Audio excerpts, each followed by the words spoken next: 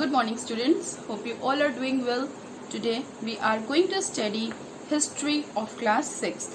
Today we are going to complete chapter the early Vedic period.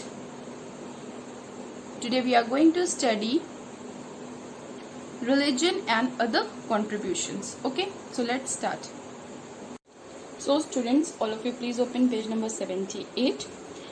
Now let's study the religion of the early Vedic period, and afterwards we will do the last topic, other contributions. Okay, so the early Vedic period, people personified the forces of nature and worshipped them as god, okay, and goddesses.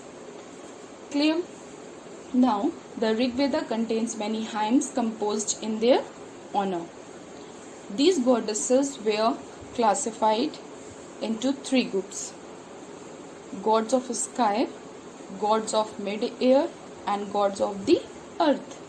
Okay, so gods of the sky means Mitra and Varuna. Gods of mid-air, Indra and Marutus. Gods of the earth, Agni and Soma. Okay, gods of the mid-air, Indra and you can call Maruts. Okay, now Surya was the sun god, Agni was the god of fire. Okay, so all the forces of nature which they were thinking that they are powerful, okay, so they categorized them in different gods and goddesses. Like I told you, Agni was the god of fire, sun god was the Surya. Now all the offerings, to whom all the offerings were made, and Usha was the goddess of dawn. Now the most important god was the god Indra, as he was the god of rain and war. Okay, so god Indra was the god of rain and war, who led the Aryan armies to victory. Okay, so it means that when Aryans used to go in war, they used to pray Lord Indra, and for the rain also they pray to god Indra. Varuna upheld the cosmic order, and Yama was the god of death. Okay, so god Varuna was upheld the all the universe, okay, all connected with the universe, and god of death was the Yama. Clear?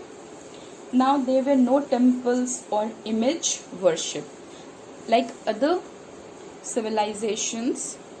Okay, they early Vedic period were having no temples or images to worship.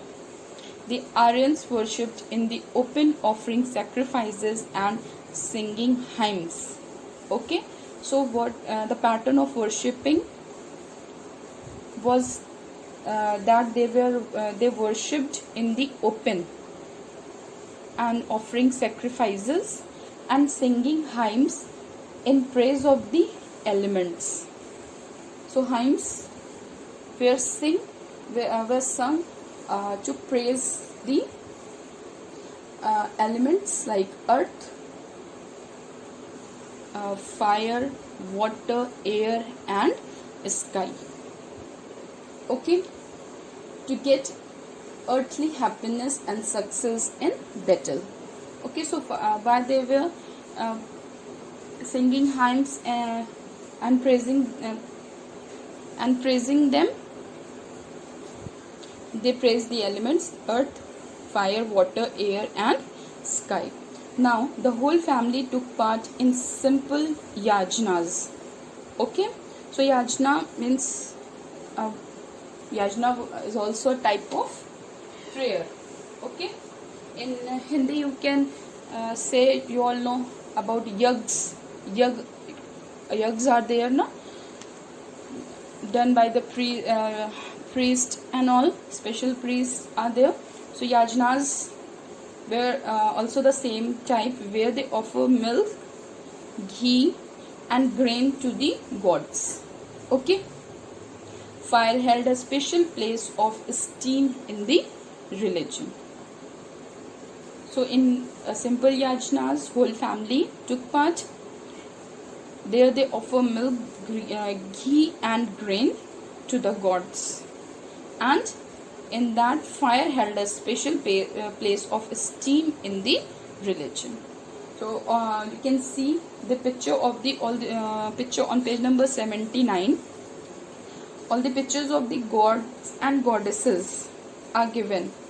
So first picture is of the god Varuna, the upholder of cosmic order.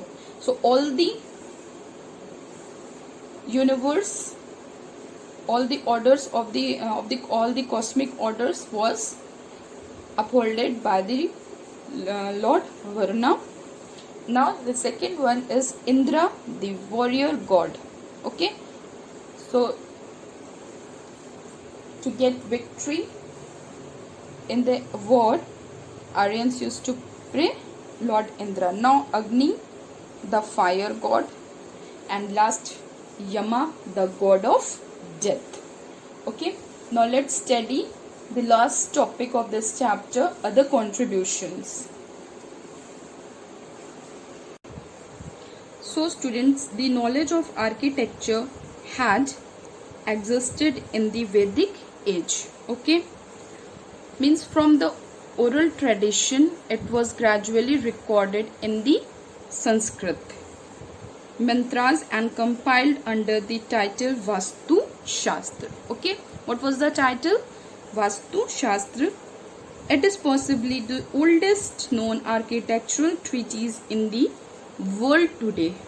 Okay, now the earliest known master of the Vastu Shastra was the Maya Danava, also recognized as the founder of this tradition. Okay, so who was the founder of this tradition?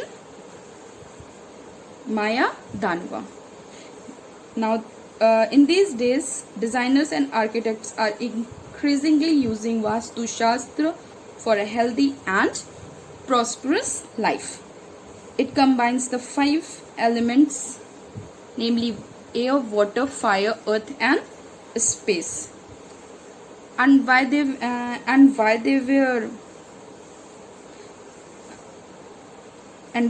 were combined? They were combined to send out positive energies.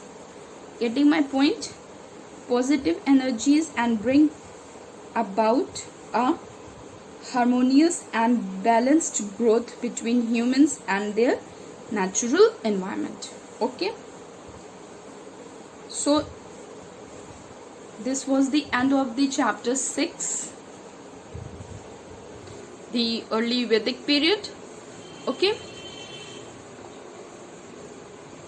go through all the topic of this chapter. If you are having any problem, please ask in the live classes. In the next video we are going to start civics. Okay, thank you.